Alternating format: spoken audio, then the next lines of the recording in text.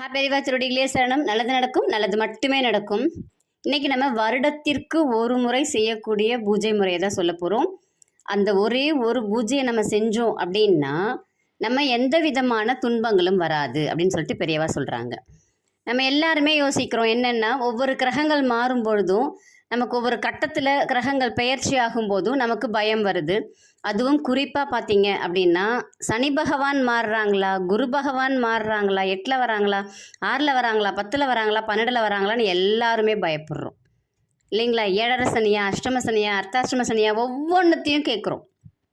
இந்த மாதிரி எந்த விதமான கிரக பெயர்ச்சியை பார்த்தும் பயப்படாமல் இருக்கிறதுக்கு, நமக்கு துன்பங்கள் வராமல் இருக்கிறதுக்கு மகா பெரியவா ஒரு எளிமையான வழியை சொல்லியிருக்காங்க. என்ன செய்யணும்னு சொல்கிறாங்க அப்படின்னா, உன்னுடைய பிறந்த நாள் அன்னைக்கு ஒன்று தமிழ் முறைப்படி பண்ணிக்கணும், இல்லைன்னா ஆங்கில முறைப்படி பண்ணிக்கணும். எனக்கு எந்த மாதம் தமிழ் மாதம் தெரியாது, எந்த நட்சத்திரம் ஜென்ம நட்சத்திரம்னு தெரியாது அப்படின்னு யோசிக்கிறோம் அப்படின்னா, ஆங்கில முறைப்படி எந்த தேதியோ அந்த தேதியில் அதை செஞ்சுக்கணும். ஆனால் இப்போது இந்த காலகட்டத்தில் நம்ம எல்லோரும் என்ன பண்ணுறோம் அப்படின்னாக்கா, ஒன்று சினிமாவுக்கு கூட்டிகிட்டு போகிறோம், இல்லைன்னா ஏதாவது ஒரு பார்ட்டி மாதிரி வைக்கிறாங்க, இல்லைனாக்கா கேக்கு வெட்டுறாங்க, இந்த மாதிரி தான் செய்கிறாங்க. நம்ம கோயிலுக்கு போகிற பழக்கம் அப்படிங்கிறது குறைஞ்சிக்கிட்டு வருது.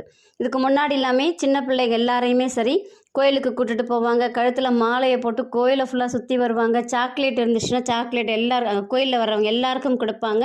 அந்த பிள்ளைகளுக்கு அந்த பழக்கம் எல்லாம் இப்போது குறைஞ்சிக்கிட்டு வருது. அதெல்லாம் திரும்ப நம்ம கொண்டு வரணும். நம்மளுடைய கலாச்சாரம் அப்படிங்கிறத நம்ம திரும்ப கொண்டு வரணும்.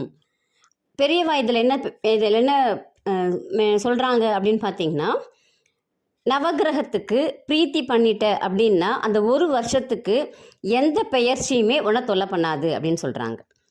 நம்மளுடைய பிறந்த நாள் அன்னைக்கு நவகிரகங்கள் இருக்கக்கூடிய கோயிலுக்கு நவதானியங்கள் வாங்கிட்டு போய் ஒவ்வொரு கிரகத்துக்கும் ஒவ்வொரு தானியங்கள் இருக்கும் இல்லைங்களா, அந்த தானியத்தை வச்சுட்டு 9 உங்களால் முடிஞ்சால் நெய் தீபம் போடுங்க, இல்லைன்னா நல்லெண்ணெய் தீபம் போடுங்க. தயவு செஞ்சு கோயிலுக்கு வெளியில் இருக்கிற நெய் டால்டா, அந்த நெய் வாங்காதீங்க. நீங்கள் வீட்டிலேருந்து எடுத்துகிட்டு போங்க. இல்லை சுத்தமான நெய் கிடச்சிதுன்னா வாங்கி போடுங்க. இல்லையா நல்லெண்ணெய் வாங்கி ஊற்றி 9 தீபம் ஏற்றுங்க. 9 தீபம் ஏற்றிட்டு நவகிரகத்தை 9 முறை சுற்றி வாங்க. சுற்றி வந்துட்டு நீங்கள் எப்பயும் போல் சிவன் கோயிலில் உட்காந்துருந்துட்டு நீங்கள் வருவீங்க இல்லைங்களா, அந்த மாதிரி செய்ய சொல்கிறாங்க. வருடத்திற்கு ஒரு முறை நவகிரகத்துக்கு பிரீத்தி பண்ணிட்டோம் அப்படின்னா உனக்கு அந்த வருடம் முழுவதுமே துன்பங்கள் வராது அப்படின்னு சொல்லிட்டு பெரியவா சொல்கிறாங்க. ரொம்ப எளிமையான வழி. உங்களுக்கு ஜோதிடம் பார்க்கணும், மலர் மருத்துவம் கற்றுக்கணும், மலர் மருத்துவம் பற்றி தெரிஞ்சுக்கணும், மலர் மருத்துவத்தில் ஆலோசனைகள் வேணும், மலர் மருந்துகள் வேணும் அப்படின்னா இந்த பதிவில் வரக்கூடிய எண்ணுக்கு தொடர்பு கொள்ளுங்கள். நல்லதே நினைப்போம், நல்லதே நடக்கும். நன்றி, வணக்கம்.